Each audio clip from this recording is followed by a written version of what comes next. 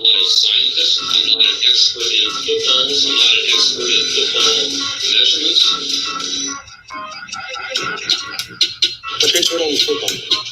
So goddamn hard to hold on to it. Welcome, everyone, to a special edition, the season-long recap show and the transition into DFS. We'll be going DFS from here on in Thursday nights, doing a special Wednesday night because tomorrow's New Year's. So thank you, everybody, for tuning in to the Fantasy Millionaires. Thank you for tuning in this whole year. To everybody who is joining the crew, becoming a fantasy millionaire as we're all chasing that gold. Welcome, and thanks for riding with us this year. And it's just been a fun season. So we're going to spend some time tonight recapping the fantasy season for 2020. And then we'll transition into our DFS picks for Week 17 and get into what we usually do, trying to pick players. But we spend some time looking back. How'd you do this week, Stacks? You win any trophies? Well, first of all, I got to say it's great to be back with you, my man. Mike Cash Collins in the house, my man. Yeah, man, I did cash. I won about $600. I got a couple of firsts, couple of thirds, couple of seconds. And I didn't even actually, get you didn't pay me all the money yet. You haven't paid me the side betting money yet. Once I get that, I think I'll be up in the $700 winning range. So my league, I think altogether I probably spent around $700. It's probably break even point. But it was nice to bring home. I won the Multiverse, which was a tournament where you had two teams and they were with the same 12 guys. You're part of the same group and you did two separate drafts. You couldn't trade across leagues. You had to keep the leagues within it, but you could trade a player in one league and then trade him in that other league to somebody else and do all these special trades. So I won that, and I got first place in one of the, I think, Multiverse 6, and I got second place in Multiverse 5. So I've never been a Multiverse champion. Shout out, Shane from the Astronauts. He's the one who helped me and Smokey just get through it. We were the co-commissions, and I got Josh Allen on both teams. So it was a good year. I'm glad to be a winner. I still haven't won the BFFs, though, and that's the biggest title of all. Our man Fish was down 88 points or 87 points, and then he had Diggs and Josh Allen and Cole Beasley. But those boys brought him back. He won by like 10. Ridiculous. Back-to-back champ for Fish. And the last 5 years been you or Fish, man. The crazy league we're in, big money league, and shout out Fish. I got third place, brought it home, got some money, so cheers. Yeah. Fish survived getting Camara'd this past weekend. I unfortunately did not in the two championships that I was in. I got completely Camara'd, and you live, you learn. It sucked having to have that happen, 2 days before the main slate, and then just the fear that went into setting my lineups. I tinkered, switched out my kicker and my defense. Carlson in Pittsburgh, I've been riding with them all season long, and if I hadn't done that, I would have won. Oh, that was a bummer. So I got Camara'd in the worst way, which is I let fear. I let fear take over, and it cost me some cash, but whatever. Still made some money for the year, and whatever. It was, you live, you learn, and now it's DFS time. So we haven't been back since Christmas and Kwanzaa started and Boxing Day and stamp collecting day and stuff here as the Fantasy Millionaire. So I just want to say Merry Christmas to everybody. Happy holidays. You wrapped up Hanukkah a week ago. Happy Hanukkah. Happy Kwanzaa if you're in the midst of celebrating. If you're in England and you're celebrating like odd bobs and bibs and stamps and stuff, good for you too. And all that good stuff. So good to see everybody. Hope you had a great, safe holiday. Hope you got to have a little bit of drink with your friends, if that's what you do. And hope you got to be with your loved ones. I'm so excited because my loved ones, shout out my wife and kids, are leaving for 3 days tomorrow. I'm very excited. Shout out everybody who I'm going to interact with over the next couple of days. It'll be tomorrow for sure. We're doing a live show, me and Bo here on it's my StreamYard, our StreamYard, but we'll be pimping it out. Bo and myself doing a little holiday show. I'm doing another show with Matt McCoy at 9 o'clock. That's got a bunch of heavy hitters on. So we'll be rocking out all tomorrow night too. But on Friday, I'm going on a retreat. I'm turning off my phone. I'm going to say goodbye to everybody, my wife and kids too. I'm just going to be here at my house for a whole day by myself, and I'm not going to respond to anything. I'm going to go a little soul searching. So I'm excited, man. It is good times for Scott overall. Blessed, glad to be alive, glad to be here, glad to kick 2020 in the fucking ass and get it over with and go into 2021. Honestly, let's make it a better year. Let's make it a much better year. Let's win the next championship. You know what I'm saying? So shout out everybody. Props to my man Scott Stacks, aka Nimble W Numbers, for winning the DFS Content Creator Award. That was pretty cool.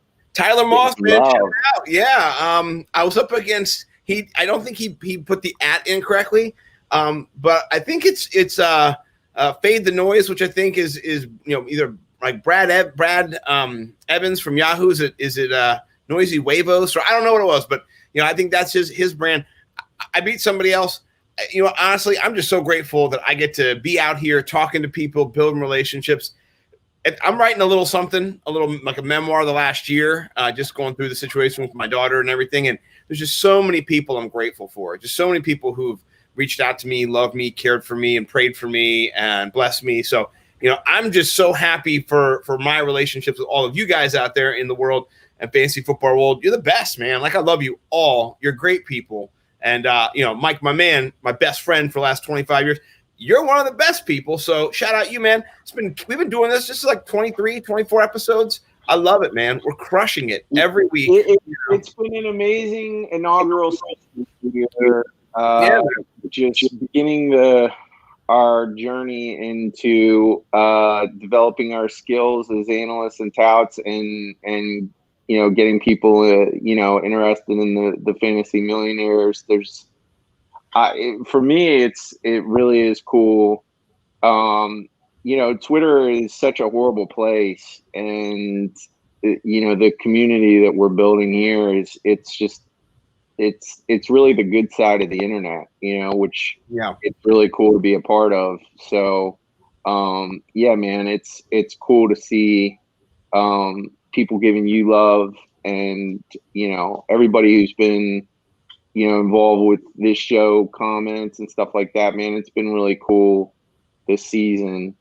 Man, I got a question for you.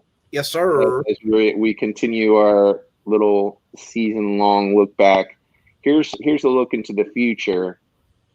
Who do you have at 1.01 right now for next year? Who's your 1.01? That's a great question.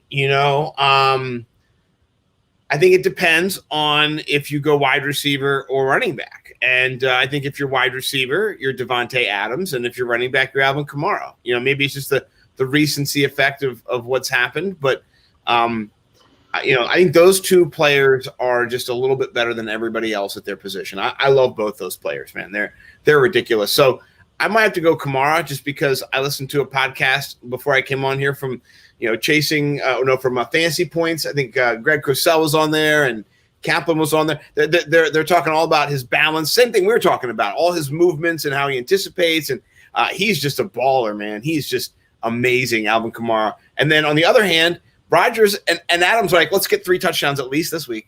Come on, let's get you like 20 touchdowns. So I love both of them. And then, I love A-Rod, man. That's just my homeboy. I fuck with that guy. So that's just how I do it. Won't be drafting A-Rod. So this year we had 1.01 as Christian McCaffrey. Okay, we went Christian McCaffrey, then we both went Saquon Barkley, then we both went Michael Thomas. You think next year it's going to be Kamara, you think Devontae Adams will be 2, or do you think it'll be Dalvin Cook? You know, it could be Dalvin Cook. I just love Devontae Adams. I'm a Devontae Adams guy, you know, honestly. Yeah. So if you have 2 and Kamara goes 1, you're going Devontae Adams. Yeah. For me, if I get the 2, I'm going Devontae Adams. This is what we did last year. We both had Michael Thomas at 103, so it's not absurd to have a wide receiver up there. Let's take a look at PPR points and just see where they're at. Devontae Adams is at 341 points, and let's check and see where Kamara is at. He's at 377, so he's got 40 more points. But Cook's right there. Cook's right there at, you know, about 7 less than, or, you know, 5, 6 less than, actually 4 less. So I mean, but yeah, Kamara. I think that's the one, you know, for me right now. But let's look at. I was thinking too, what we could do tonight is go through and see what were our best picks, what were some of our hits, home runs, and then what were some of our kind of swings and misses. But I wanted to first, before we got into kind of tooting our own horn, is just kind of gauge where we picked the top player at each position and where we kind of who got that win. So let's scroll down and take a look and see where we had each of these players. And we'll, as soon as we get to somebody who scores first, we're gonna talk about it. All right, so Christian McCaffrey hurt, Saquon Barkley hurt, Michael Thomas hurt, Derrick Henry killing it. Derrick Henry was awesome this year, but he wasn't higher than Dalvin Cook, you know, or Kamara or Devontae Adams. So I have Devontae Adams at the 106, so I get Adams. And then I have Kamara. Yeah, he's only in our league. He's only 2 points back from Devontae Adams. Who is Kamara? No, Derrick Henry. Oh, Derrick Henry, really? The way we score it, yeah, he's only 2 points.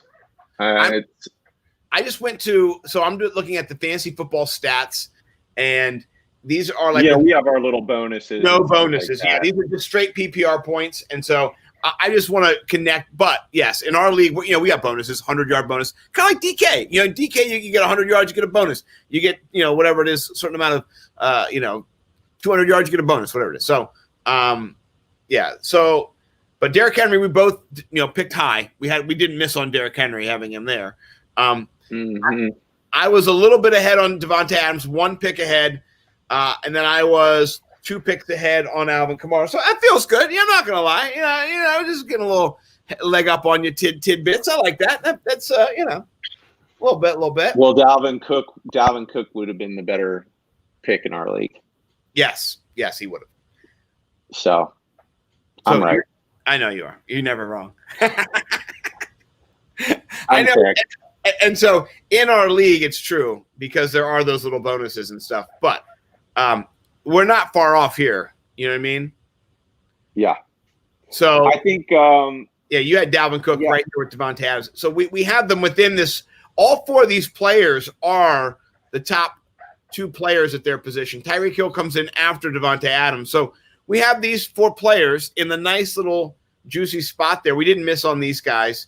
And these injuries you couldn't have predicted here, of course, the top 3 injuries. You never can pick for injury. It doesn't really factor in when you go, wait. Where is Michael Thomas going to fall to? You know, I would say he is probably a mid-second round pick to the end of the second round. Mm-hmm. That's where I'm thinking. I'd rather have a lot of wide receivers more than Michael Thomas right now. You know, Slant Boy just shit the bed this year, really. You know, so no thank you. Yeah, and we don't know what Drew Brees is going to do too, so that makes a big difference in where his draft capital is going to end up putting him.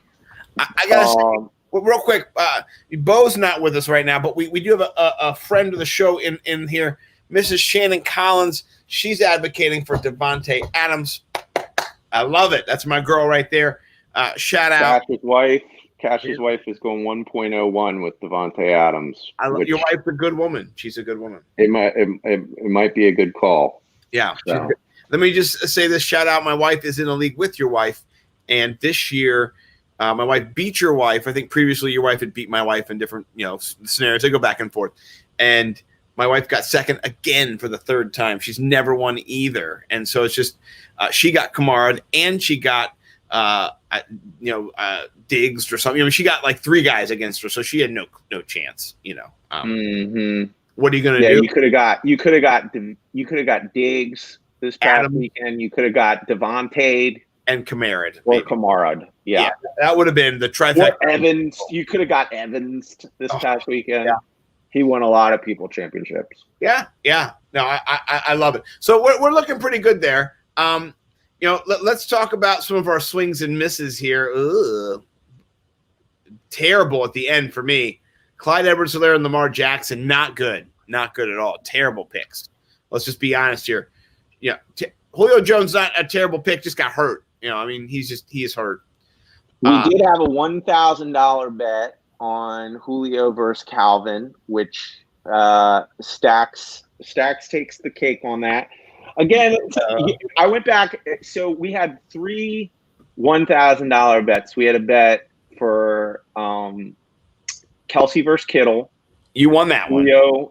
Julio versus Calvin, and I believe it was Eckler versus Miles Sanders, and you had Sanders. So I have to go back and check the videotape, but I'm pretty sure that's what it was. So I'm up 1,000. Let's let it roll to the next. You're up 1,000, and it's all just injury. It's like who got injured, It would have been interesting to see Julio at full strength versus Ridley. That's not a bet I'll ever make again. Even though I still think, as of today, Julio is a better wide receiver, but Ridley was the fifth best wide receiver this year, man. He's so good. He really is. That was my big shot, man. I called Calvin Ridley. You know what I mean? But my dumbass didn't pick him in my league. I picked AJ Brown, thinking I could get him and AJ, but being a greedy fuck. So I'm never going to be greedy again. I'll get Calvin Ridley next year for sure. I had him in a couple leagues. I did. I had him in my championship league. So in the league where I won in the MVS 6, the Multiverse 6, I had Calvin Ridley and I had Josh Allen. So, Oh, and I had Pat Mahomes. Man. CEH, that was such a bust for everybody. Big old bust. Yeah. And shout out Davis Maddock. We had Davis Maddock. That's your boy. You got a boner every time you tweeted about. No, that's Pete Overzet's boy who gets a boner every time CEH did anything. He got a big old boner. He started talking about him being the 101. And you who really the better running back this year was Jonathan Taylor Thomas was better, much better. James Robinson was better. There's a bunch of James Robinson out of nowhere winning many people championships. Yeah. Yeah. Well, talk about a big old fat bust is Joe Mixon. Ugh, you had him at one. It's not like he played terrible. He didn't play. Right. Every week. Like, what the hell? But here's what I heard about him. This was crazy, is that he was there every day. He was working hard. He was he had like the best attitude. And that's really encouraging. I gained so much respect for him, especially given his sordid past and the way he disrespected people previously. So even though he was out, it sounds like he was making the most of it. You got to do that. Give the man credit if that's what he's doing. So, yeah. I'm not going to shy away from putting him high up on my draft board again next year, to be honest with you. He was riddled with injuries. I mean, he's definitely going to slide down the board, but I think with Burrow running that offense, I knew Burrow was going to be good, so we'll see where he's at as far as coming back. But I know he had some kind of extra tears, but the stuff that they can do with knee ligaments now, they can fix it so quick. I mean, the stuff that they're doing now is next level. I mean, they can get people's ACLs back. So it just depends on how much that extra stuff messes with them, but that's going to be an interesting offense next year with him in his second year, and then you have Mixon and Higgins and Boyd. That's going to be going to be an interesting offense. So for sure, if Giovanni Bernard can get behind there and do a little something, imagine what a healthy Joe Mixon can do. Looking at the third round, I'll comment on the second round real quick. I had Travis Kelce one pick ahead of you. Travis Kelce should be in the first round next year. Yeah. Yeah. Aaron I Jones. just don't see it stopping. I don't see it stopping with No, Kelce. it does. And here's the thing. Somebody was telling me earlier on Twitter, or just the world, that George Kittle is as good as Waller and Kelce because he can do everything they can do and he can block.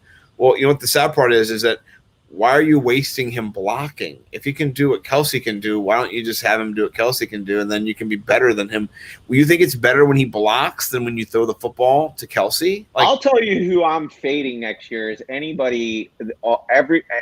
and everyone that plays on San Francisco's turf, because it just ruins so many careers, and he's one of them. I'm legit factoring that into next year. Poster, you know?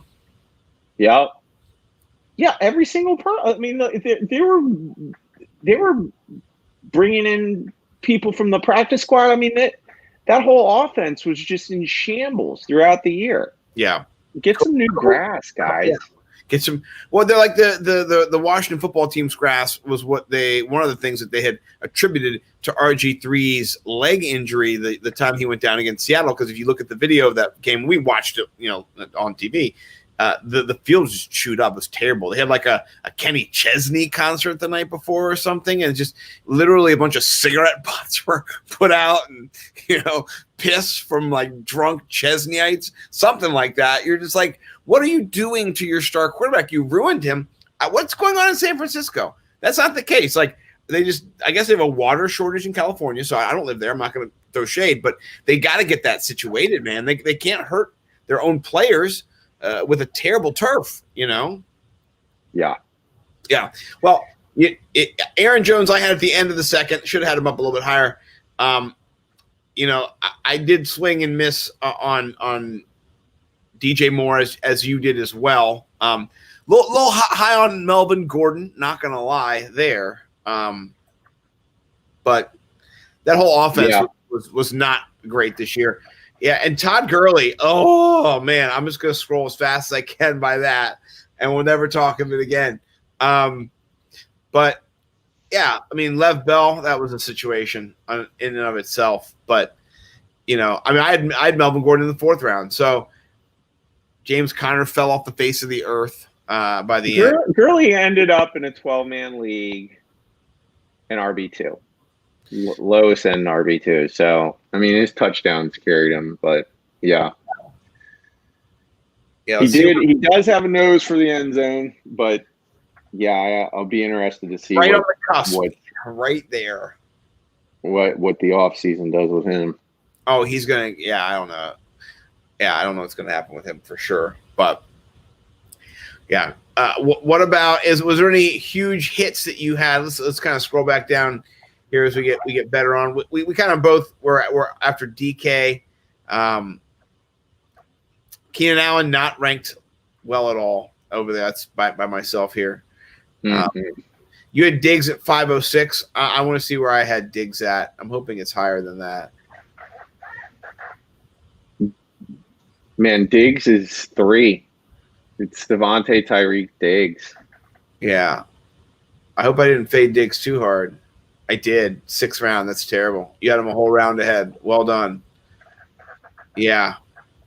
Here's the thing that's interesting. I can remember now where your influence is. I remember people shitting on Diggs, certain people shitting on Diggs that I listened to that I'm not listening to anymore, which is good to know. I'm not going to say their names here because they're my friends, but I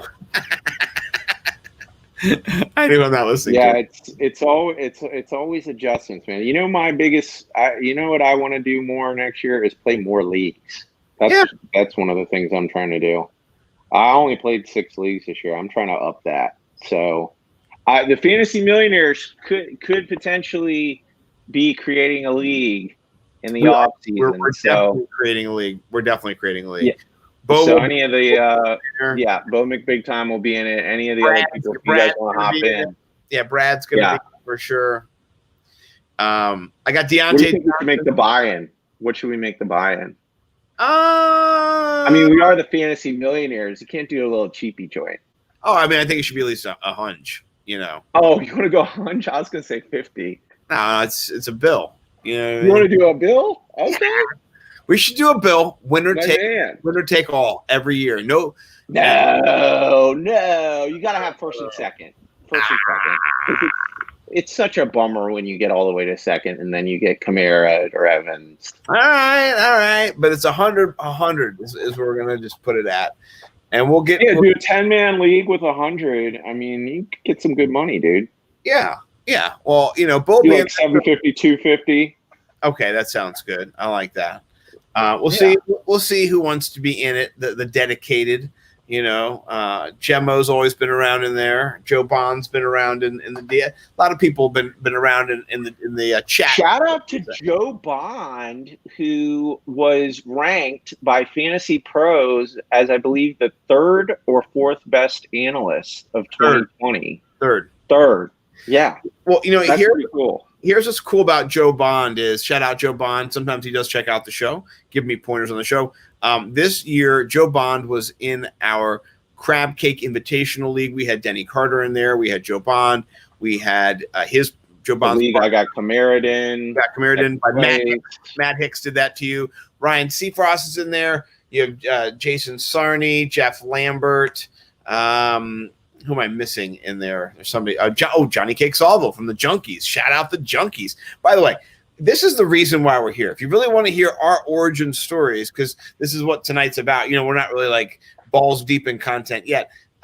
Mike and I, and Mike particularly, is a radio file and a show file. And from Opie and Anthony to Joe Rogan to the Junkies to whoever it is, Mike's always had his ear to the ground. He's always wanted to podcast. And so we podcasted in his house about 10 years ago, just some bullshit, practicing. And it was the precursor to this. And so, shout out Johnny Cake Sawville as a hero of mine, but more so Mike's, for being in this league. You want to share any of that stuff. I don't want to hog it all since it was. Oh man, you said it perfect. I mean, I love radio. I love podcasts. I love listening to people kick it and joke around, and I love sports. So the Junkies to me are a primo show to listen to in this area. Yeah. They just do everything right. Years. I mean, they're the best. Yeah, and they know sports too. They know football. Yeah, Cakes. He didn't do that great in crab cakes, but in his big money league that he talks about on the radio, he got second. I think that was like a $2,000 buy-in league or something like that. So yeah, that's decent coin, dude. If you're in like a 10 or 12 man, $1,000 buy-in, woo-wee. Yeah. Well, I mean, the cool thing about Cakes and all those guys, over there at the Junkies, is that they're radio professionals, but honestly, they're guys who just really love sports. And that is where me and Mike fall into as well. Like we just get down, I mean, Stacks and Cash have been gambling, betting on sports, watching sports, talking sports for decades. This is we're moving into like the third decade of this as being a part of our friendship, regular occurrence. Shout out on Sunday, you're coming over to my house. I'm getting the whole crib set up for you down here. We're watching foosball. It's going to be a great day. My kids call it foosball. I hate it. They're not coming. Yeah. So. Almost on that note, I'm sure we have a little bit more to say about the season, but I'm looking forward to getting into DFS tonight. And trying to take the fantasy millionaire into a real millionaire, doing some GPP stuff. And it's going to be fun just being at your house and getting to go through the drama of week 17, because it's going to be, this is why championships don't go to week 17. It's right. It's wild, and you have just weird scenarios. You're going to have weird players do well. So it's going to be tough. So tonight's episode with the DFS stuff that we're going to do in a little bit is going to be, it's our take, but it's you're going to have to find, that lucky, tier 3 wide receiver, somebody on Kansas City that just comes in and kills it that you aren't looking at. So it's going to be tough. But yeah, man, before we get into that, anything else about this first season of the Fantasy Millionaires? I would just say I loved the whole process of it for me personally. I think it made me a better, more knowledgeable fantasy football analyst to have to go through the weekly, every week cycle of inputting and data gathering, because our show came right after Sunday. And so you had just absorbed everything. And then you kind of had to look forward to the next week and input it. And maybe I wasn't always right, but it kind of set me straight. And I've never been closer to what's happening in football than I have been this year, point in fact, week 2. And so I've never been, I scored 251 points in week 2. If you score 251 points this week, you're going to win $1 million. So please try to do that. I'm going to try to do that too. We're going to talk about it later. But I've never felt that close to the game like I have this year. There's certain players I'm on. I pick them whether it's week to week or I pick them season long, and that makes me feel really good. I'm not going to lie. People have won the money. That makes me feel really, really good about what I'm doing. So yeah, for sure, man. This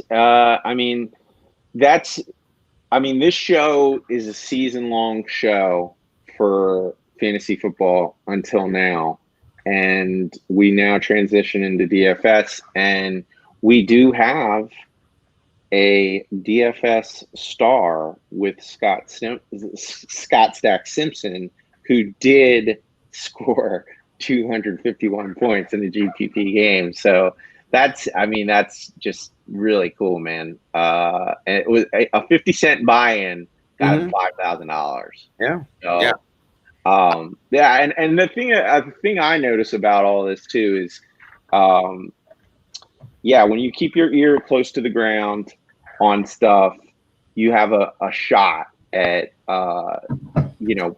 being close to correct on, GPP stuff, which is just so hard. It's so hard because you got to pick everything right. And it's hard to do that. And I haven't done it since. I haven't gotten close, but you still, you can. So you do that. Shout out my guy, Pete Overzet, this year won 15 G's after struggling last year. And so, he's won 15. I was watching his show this week. He's definitely this is the thing I'm going to say about DFS too, is that it really is a skill. I mean, with all of this stuff, there's luck. It's sort of similar to poker. A lucky player can beat a good player, but over time, the more you refine your skills in DFS, the more opportunity you give yourself to be able to actually, generate income. And man, he was talking about it on a show this week, just this year versus last year, and how much better he got at looking at data, correlating stuff between, players and games versus, the odds and stuff like that. So that's one of the things I'm looking forward to in the next few weeks.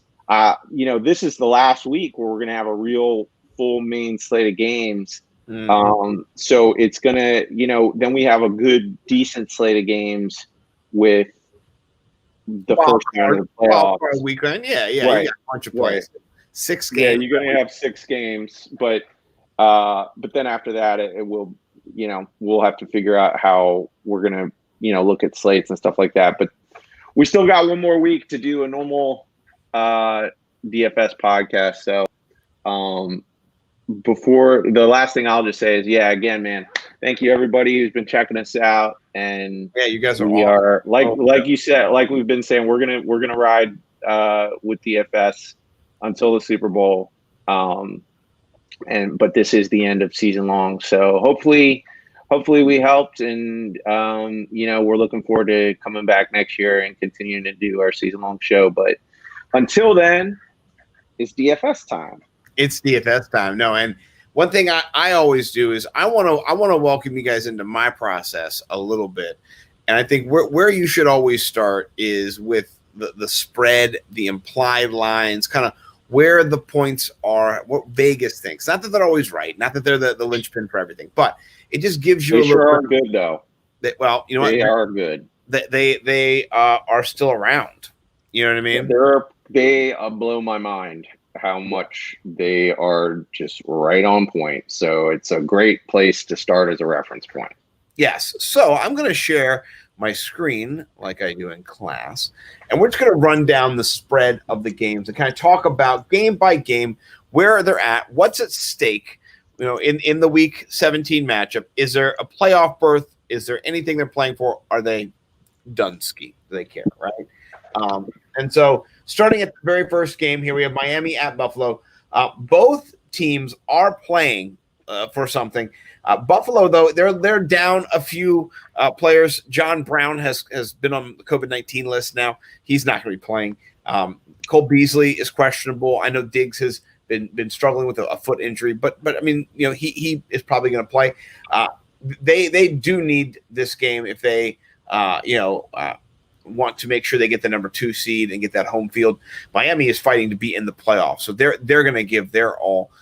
What do you see in this game at all? Is there anybody that you're going to just kind of look to capitalize on the opportunity? Jakeem Grant is out. He's doubtful, but he's probably going to be out. It's not a game that I'm really tracking so far. You know, I wasn't sure. McDermott has kicked around that he might just sit his players. So it's not one of the games that I'm really heavily targeting. Miami, they're just such a hard team to predict, you know, DFS wise anyway. So there's always Diggs, but that's the only person I'm looking at from Buffalo. And there's really nobody on Miami that's really jumping out at me. So yeah, no, there's nobody at Miami I'm really focusing on. Gaskin. Well, we're going to look at stacks of cash in a little bit when we kind of do it, but we'll kind of preview Gaskin, somebody who might be, you know, somebody you can look at, but we'll look at the pricing a little bit. Chicago, Green Bay, that game's going to go. Chicago's trying to get in the playoffs. Green Bay, if they win, they get the first seed. You know, so that all players are go for this. There's not anything that's going to happen. It's going to be a real football game. I'm really excited about this game. Yeah. We'll talk about some of the stacks of cash you can play later in that game. So that game's a go. Cincinnati, Baltimore, you know, they're trying to get in the playoffs. This 11.5 spread's a little big. Cincinnati's been scrapping and playing lately. They beat Pittsburgh, beat Houston. I think they could keep it within, you know, maybe 8 to 10. You know, maybe a little bit high on the plus side there, but I think Baltimore is going to definitely win this game. I like players in this game. We'll talk about them later. Lamar Jackson's on the table. Mark Andrews is on the table. And even Hollywood Brown's come back on the table. So, you know, what do you think about this game? Anybody that jump out to you just kind of at a glance that you're like, yeah, I'm going to fuck with him? It's not a game I'm really looking at too heavily. So yeah, there's nobody I'm really keying in on that matchup. But a lot of our receivers are all questionable for the Bengals anyway. Higgins is questionable. I mean, AJ Green could be a sneaky play in DFS, but we'll talk later. We'll talk about it. Cleveland, Pittsburgh. This game, I don't think that Juju Smith-Schuster is going to get a lot of snaps. I don't think that Deontay Johnson will get a lot of snaps. It sounds like it's going to be a James Washington and Claypool game, maybe even some Ray McLeod.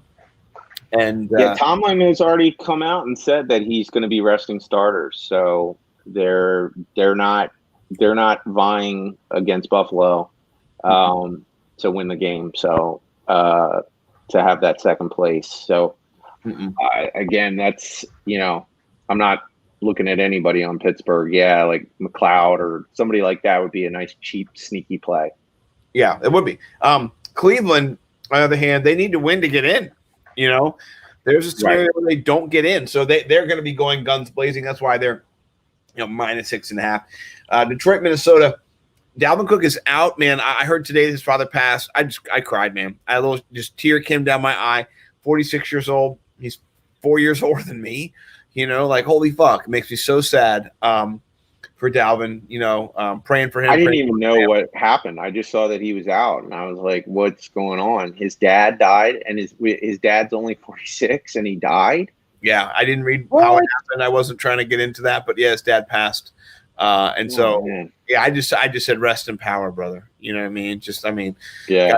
God damn, that just fucking sucks. So Dalvin's out that game, and Madison, he's been on the concussion issue. He's got a questionable tag next to him. It could be Amir Abdullah Boone.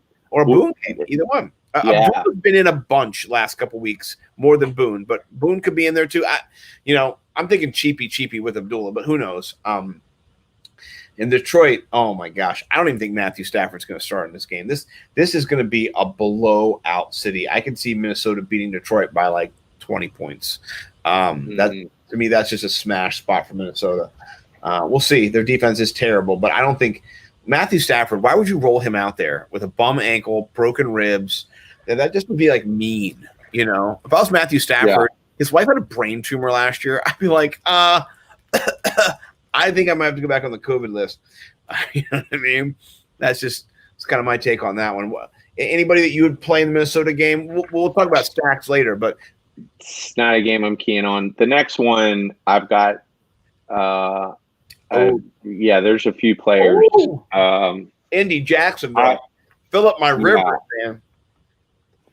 Yeah.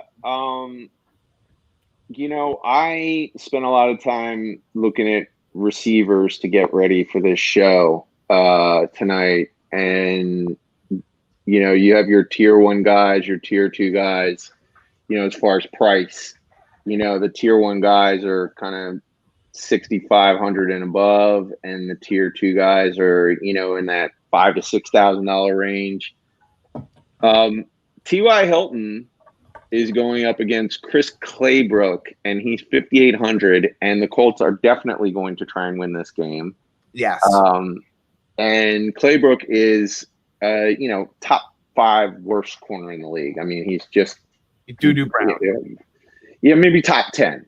Maybe he's not quite the worst, but I expect T.Y. Hilton to have a big game. So he's somebody I'm going to be targeting, especially at 5,800. I love that, and I was going to even mention that Michael Pittman is questionable with a concussion. He limited practice today. He didn't do any practice, but he is in the concussion protocol. So we'll see if he is out. Pascal and Ty both get a little bit of a bump, and if you're looking crazy, Naeem Hines gets a little bit of a bump too. So this could be a Phillip Rivers game. This might be a game where you go heavy bone with Phillip Rivers at a discounted price, and I like it. Win the millie. We'll get into more of these as we go down.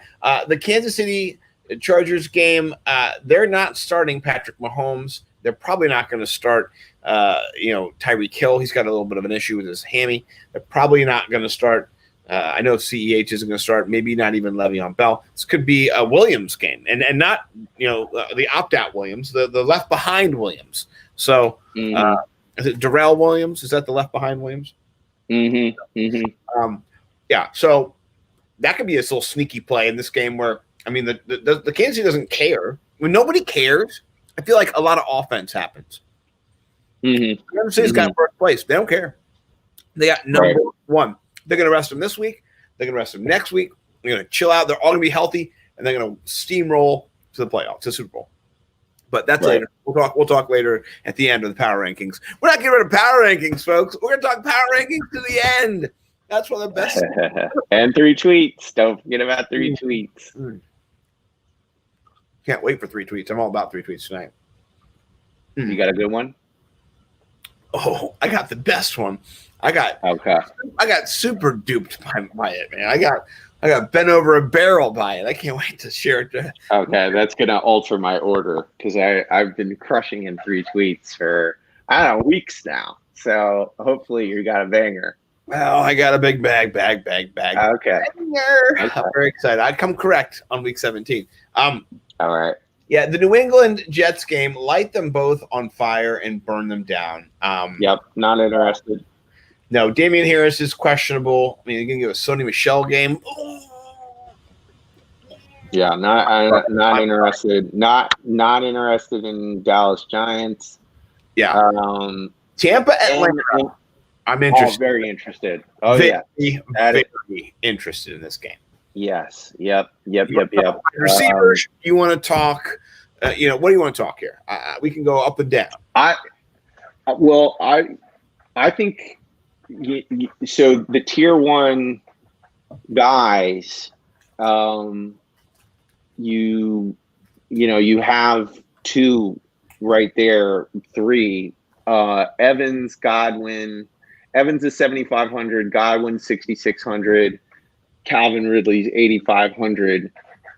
I like all of those guys. I think they're great plays. The Evans and Godwin have primo matchups versus the Atlanta Quarters. Yeah, great matchups. And there's no way that Tom Brady is gonna. They're 10-5. They want to get to 11-5, and there's playoff implications for home field that they're fighting for, and there's just no way that they're gonna do maybe they're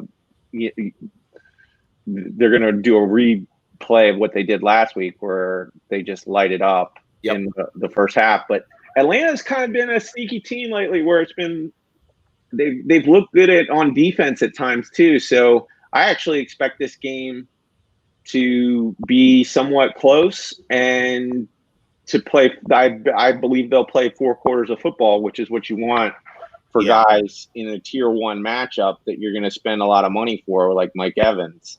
But yeah, I mean, Mike Evans might be, my pick of the week for wide receiver. I love that. I fucking love that so much. I was looking at it. We'll talk about later the stack. I put all 4 options into their stack attack. I didn't even look at Scotty Miller or Brait. I just put in Gronk, Antonio Brown, all those guys. Antonio Brown is a tier 2 at 5,500 too. 5,500, and then Gronk's a tier 3 at 4,500. I count that as like a wide receiver. You can put him in your flex at 4,500. We'll get to the stacks of cash, but man, what a game! And you can run it back with Gage, Ridley, however you want to do that.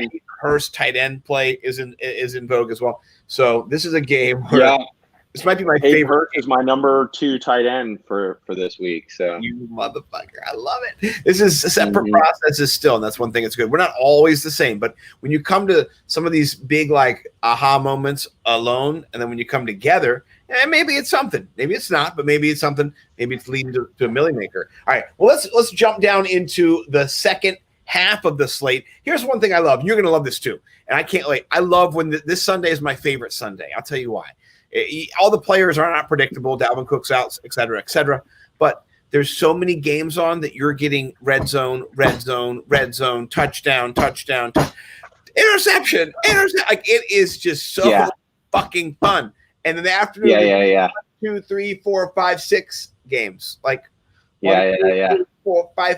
There's 6 games. I can't. 1, 2, 3, 4. Okay, 5 games. I can't count, but it's 5 games. That's way more than 3 last week, which is terrible. Right, red zone's going to be fun, man. Oh, I'm wrong. I'm sorry. There's more than that because look, there's 2 up here. Sorry, they're all scattered. Let's look all the time. Okay. So you got 2, 8 3, 4, 5, 6, 7, 8. Yeah, it's 8. I'm sorry. Yeah, 8 games in the afternoon. Yeah. Hell yeah, man. I'm really excited. Yeah. Actually, I have them up here. Yeah, look at all these games. Look at all these games in the afternoon. And then we have Redskins. Sorry, first slip of the year. Washington football. I know. Hey, listen, they were the Redskins, and I grew up here in Washington, D.C. for 42 years. So, it's a little tricky. Still tricky. Oh, yeah. It's so tricky. I heard John Feinstein. I heard John Feinstein say it on the Junkie. So I thought, no, I'm kidding. Wow. No, I think EB or something. He would never say that. No, Yeah. EB or something. He's one of. He started the football team. That's what he's been calling them that. Yeah, no, I heard a story today. This was a wild rumor, but apparently Dan Snyder is in the middle of some pretty potentially serious litigation. Open the book. Where some of the minority owners are accusing him of some pretty serious stuff. and one of the allegations was that I believe it was an investment banker. I could be mixing up the details a little bit, but the investment banker involved with helping the minority owners get rid of their ownership, which Dan Snyder is basically stymieing or preventing. He is alleging that men came over to his house and knocked on his door and were basically intimidating him. And they said, and the men said to him, what is your plans for the Redskins? So they said it.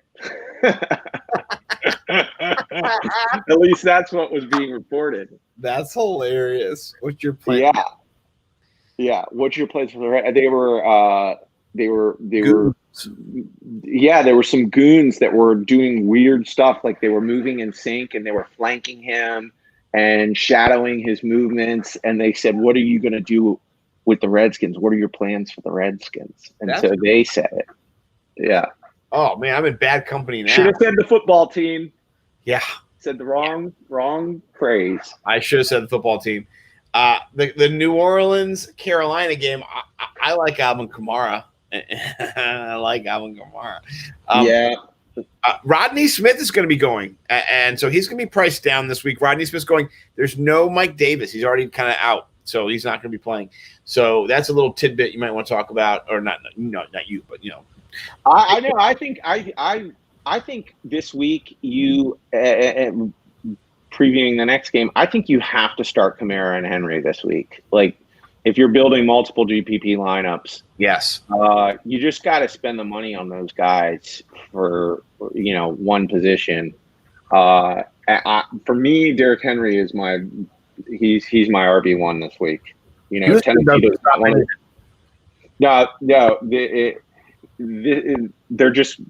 just going to hand him the ball 100 times, and they're going to win the game, and secure their position for the playoffs. So he's my RB1, but he is 9,400 on DraftKings. Well, that's fine because they're giving up 32 points a game, and they've given up 21 total touchdowns. That's not good. Right. That's good. And if you are looking for a sneaky play, look at the Detroit Lions. They've given up a total of 26 touchdowns, 18 rushing, 8 receiving. So whoever does come out of that backfield in Minnesota could be in store for a multi-touchdown game. I just want to get Derrick Henry is 223 yards away from a 2,000-yard season, and I really do think he wants that if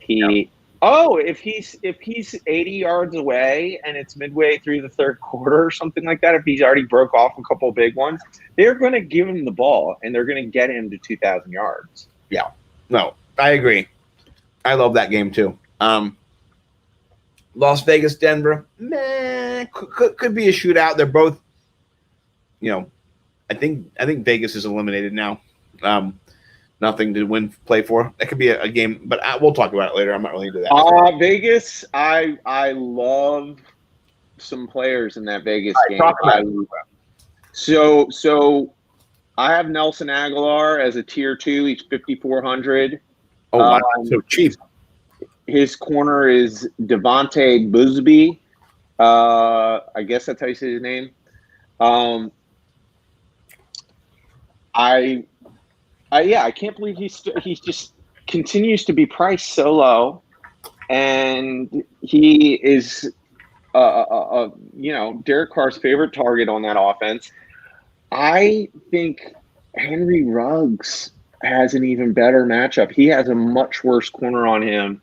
This could be the week for Henry Ruggs to he's 3,600. So he's a tier 3 guy. So sure, if you want to win, you got to get some of these tier 3 guys.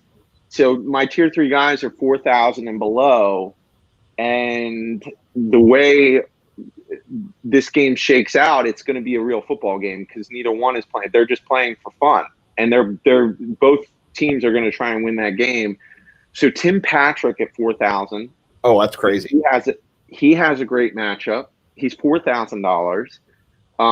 And Ruggs at 3,600. So that's a game I'm definitely targeting. Yeah. Well, I spoke too soon because I also forgot that I'm targeting Fant at 4,400. So, lock is 5,000. If that game shoots out and you got some touchdowns thrown about, then yeah, you definitely have some upside. I know Jerry Jeudy had 15 targets last week, and I watched 6 videos of him dropping 6 passes, a touchdown and a deep bomb at the end to get him a field goal range.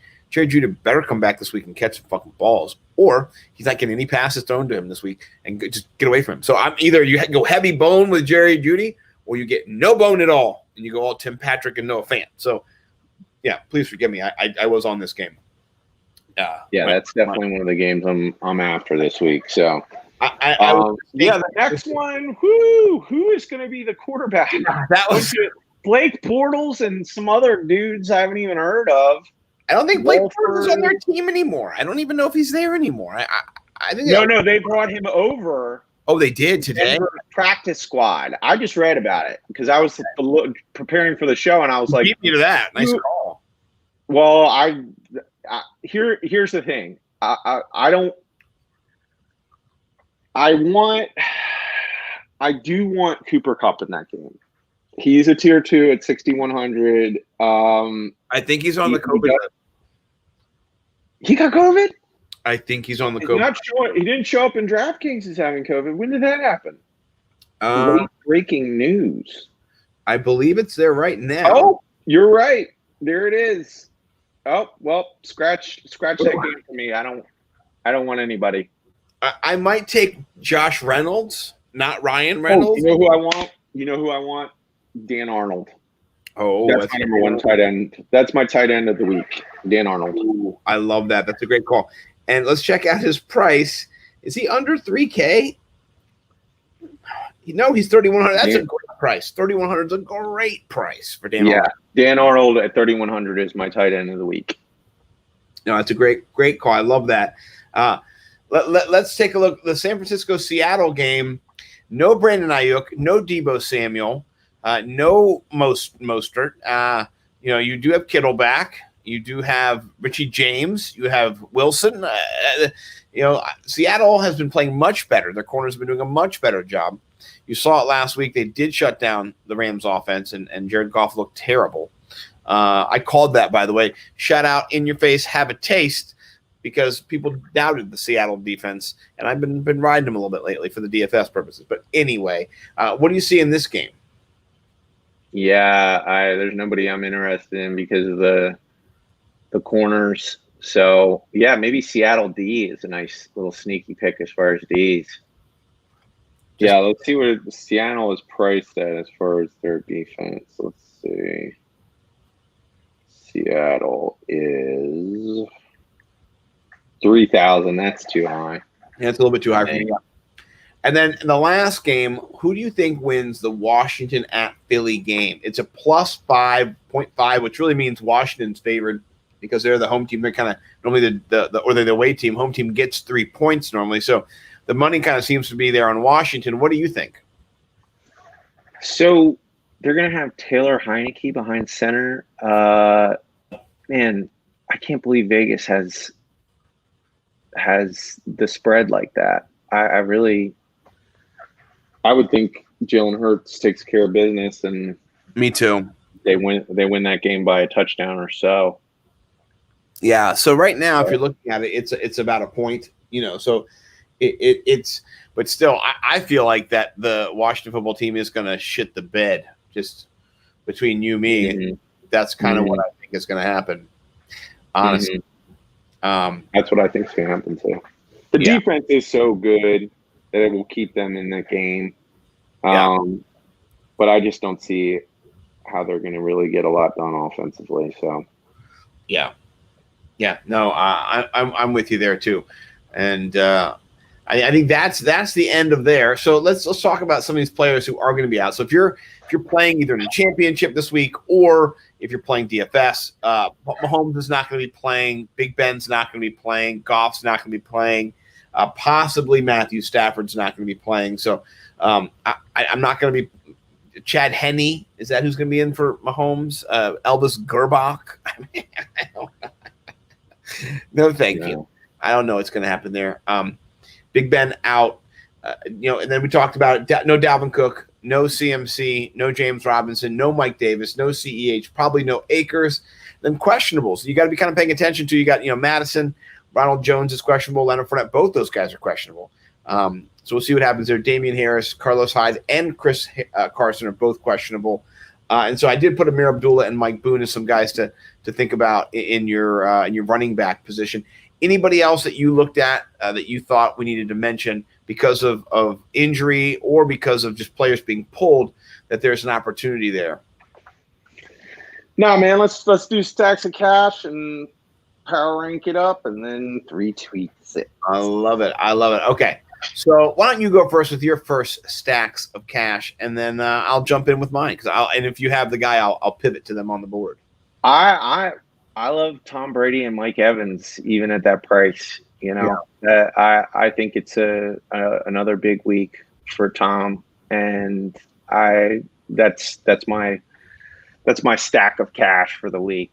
I'm going to be doing Brady and Evans in multiple lineups and building around that. So, yeah, no, I'm a big fan of that. At 7,500, it sounds expensive, but if he gets you 30 points and 2 touchdowns, it can really pay off. I love Antonio Brown down here at 5,500 too. If you're going that second tier that you're talking about, that's a really, really good play. I'll tell you a play that I like down here. A sneaky play is Dez Bryant in that tier 3 category that you're talking about, from the 4,000 to 3,000 range. Catching touchdowns. Dez Bryant looked good. He looks like he is Dez Bryant, and that guy is a competitor. Imagine what he's gone through the last 2.5 years to get back on the field, man. That guy, he gives a shit, And so I like it. 3,100, that shit. That's a sneaky call. Gets a touchdown or something. I really like that. And then in a couple other sneaky tier 2 or 3 guys, Gabriel Davis and Isaiah McKenzie. If there's no Cole Beasley, we know John Brown's got COVID. He's on the COVID list. Sorry, excuse me. If Diggs doesn't play, or if he doesn't, they don't feature him as much. Both those guys are really low. Isaiah McKenzie's min price, and they got nobody else to play wide receiver. So those are some. Who's your stack of cash? Who's your number 1 pick? I think it just might have to be Calvin Ridley with Matt Ryan, because I think they're going to be trailing in this game, and Matt Ryan's just so low priced at 5,900 that when I think about my wide receiver that's priced up, and then my priced down quarterback, I think that's it. You have Tom Brady and Mike Evans are kind of priced. I like it. I do. Can you go back to the implied odds? Can you see what the Vegas is calling the numbers for that game? I want to see what it is. Yes, I can. I'll make it a little bit bigger too, so we can.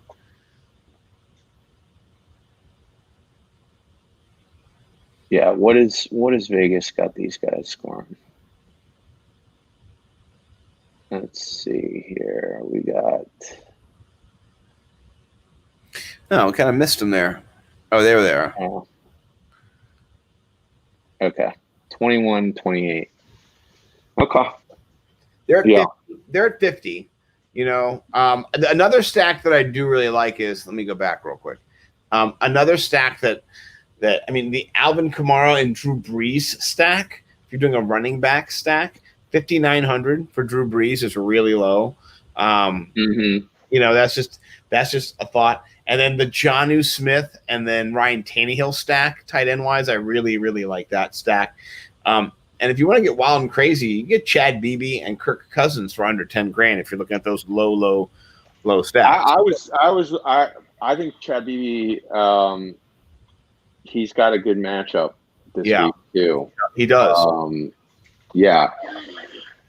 So, and then your boy, I like Tim Patrick at 9,000. I don't think you can get a better stack with Lock and Tim Patrick. So that might be my cheap stack lock of the week. DFS lock, whatever it is. Yeah, I'm too many locks in there. My low stack of the week. So No, I like that. That's a good one. yeah, you ready to rock on to 3 tweets, brother? Sure. Oh, we got a power rank. Oh, power rank. Let's power rank then. I do like Power rank it. Power ranks. Who's your power 10? Power ranking. Who you got? Who's your first? Okay. AFC Chiefs Bills. I got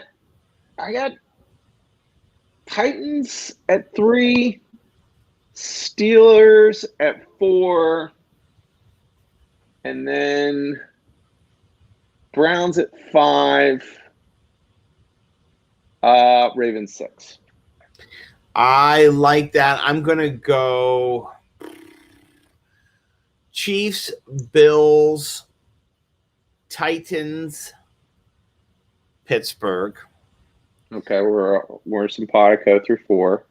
And then I'm going to go Colts, Ravens, Colts, Browns.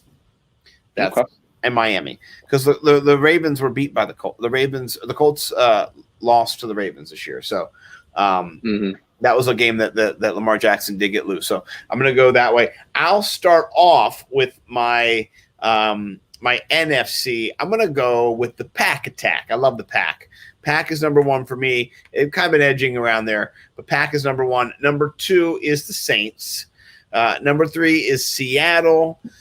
Number 4, there's been some tumult, as they say, some turmoil in the flipping of, the Rams did not look good the other day.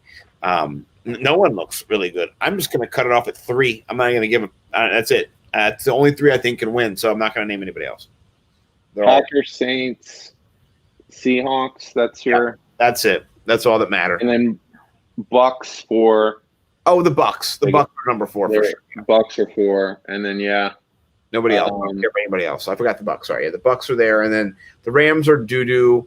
Without a quarterback, they're just done. Arizona, I think Kyler Murray's hurt, so I mean, I think Arizona would be ahead of them. But there's just not a path for anybody else. So the Bears suck. So yeah, the power rankings are kind of in tune with the actual reality seeding for the playoff. Yeah. So. Yeah. Well, let's rock out the 3 tweeters because Okay, so you have a banger. So I am going to pivot off of my usual save the best for last. Go heavy bone to compete. Yeah, I'm gonna go. This is Cooter Doodle's second time being featured on this show. If you don't follow Cooter Doodle on Twitter, you're missing out on a hilariously funny tweeter. She is top notch at tweets. Which tweet? I'm in her feed now. Yeah, you may. She tweets a lot. So what does it look like? It is AJ Dillon. So okay, I don't know. Look how much she tweets. I mean, she's a tweeter, and you may be scrolling. I might be scrolling forever and ever. Yeah. No, that's not it. Can you just go back? Well, I don't want to mess you up, but. Oh, no, I'll go back. I was just trying to find it here in the. Yeah, just go to the video. Okay, so she says. Okay. Wait, go back. Let me exit out. Let me read it real quick. My mic sucks, but the video doesn't. Don't say I don't give you guys good reporting. Okay, so this is. Okay, guys, I'm going to make this quick because I'm not stupid. I know you can follow along. AJ Dillon here. This photo surfaced in August of 2020, and it was big hype around these quads, right? Now, let's go back to his NFL Combine stats really quickly, and I want you to pay attention to his arm length, 31.58 inches. Now, I'm not good with fractions, so let's go to the real number. 31.63 inches is his arm length. Now, sticking with this photo that went around the web, we look at his arm. Correct. It's not outstretched, but we can take 2 lines, A and B, and we know mathematically that A plus B equals 31.63 inches. Do you follow? Now, if we're looking at his quad, how do we figure this out? We have to do a proportional overlay of the arm versus the quad. So here we go again. A plus B We have equals to do it. 31.63 inches. But if you add line C, you do the angles. There's a lot of trigonometry here, right? You look at a triangle. It has 3 sides. So take away 3 from that 31. 31 minus 3 equals 28. That's right. Atlanta blew a 28-3 lead.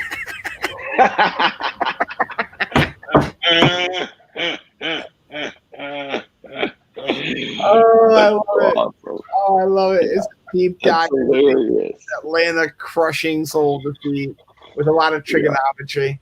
That's so funny. Look! It's 3 minus 28. Yeah. No, that's a good one. That's gonna be hard to compete. I'm sending you. I don't know where it went. I think it disappeared. I'm gonna try to find it here. Here, I can send it to you. Let me go with my phone real quick. No. I'm gonna be able to find this. It's not gonna be too hard for me to find. Hold on.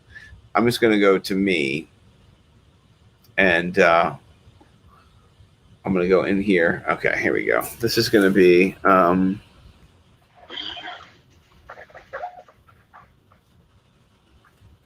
Where are we at? Hold on. Okay. I mean, I can send it to you, but Do you have the tweet I'm gonna do? I don't know. Which one is it? It's the Dan Levitard tweet. Is it in there? Oh, is it the dude? Okay, is it the dude faking like he's Dan Levitard? No, hold on. Because I don't know if you sent me that one. No, hold on. Okay. It's not the dude pretending to be Dan Levitard, is it? No. No, it's Okay. not. No, this is funny. Because that was really funny too. Some guy that looks just like Dan Levitard said, "Yeah." Hold on. I'll see if I can find it. Here we go. Hugely embarrassing right before we leave ESPN, but I figured I'd come clean as a preventive measure before those sewage treatment plants, the New York Post and TMZ get a hold of this and distort it. I just wanted to tell you personally on the front end, or I guess it's the back end, that I'm not Hispanic, and my father is not Hispanic. My father is, this is hard to say, he's a paid actor from Des Moines.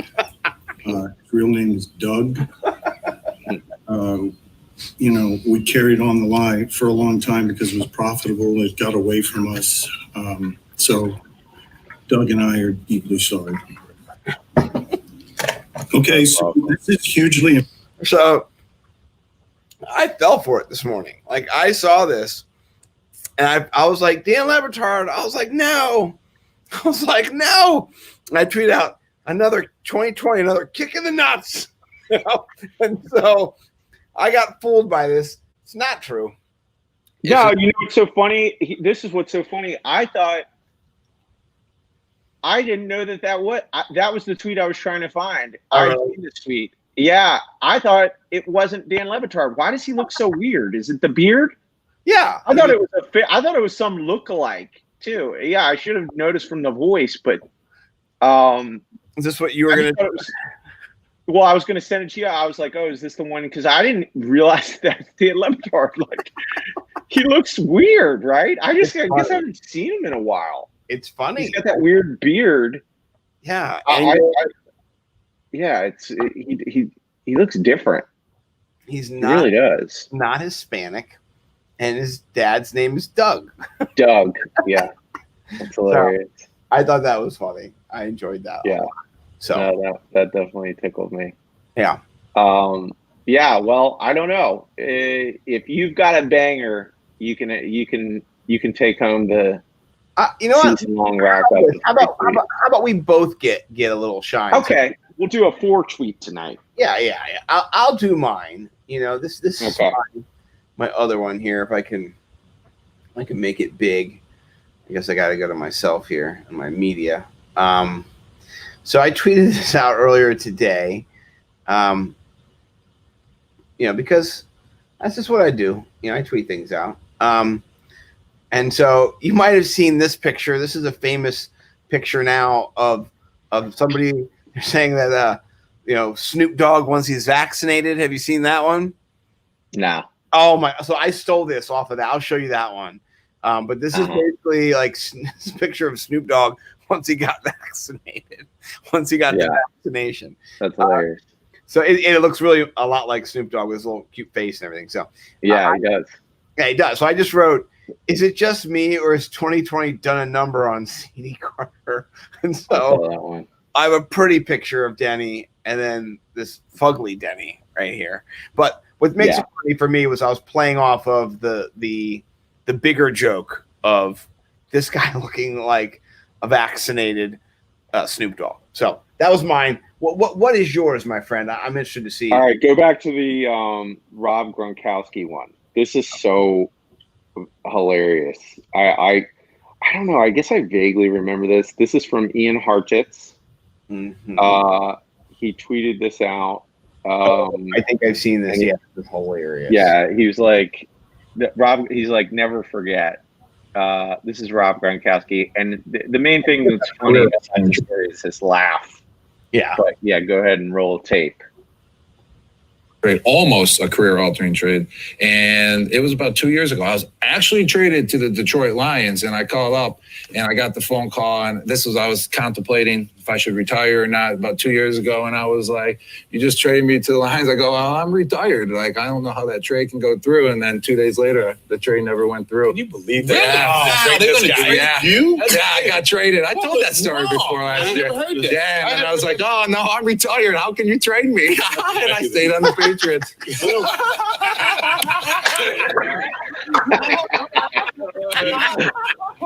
Oh, we got to get that sounder, dude, for next year. We got to get the Rob Gronkowski laugh sounder. That is so funny. Never seen on the Patriots. That laugh is awesome. I've seen on the Patriots. I love that. Oh, I love it, and I appreciate and love you, brother. I love all the stuff that you bring here to the 3 tweets and to the fantasy football millionaires. We appreciate everybody this year. Now, hang in there. We'll be doing more DFS stuff next week. We'll be back. Yeah, next Thursday. Thursday, we're going on 9:30 as we usually do, and we will be previewing the playoff slate. Yes, doing it DFS style. Hope you win a milli this week. Can't wait to see everybody next week. Have a great week 17, everybody. Peace. Peace.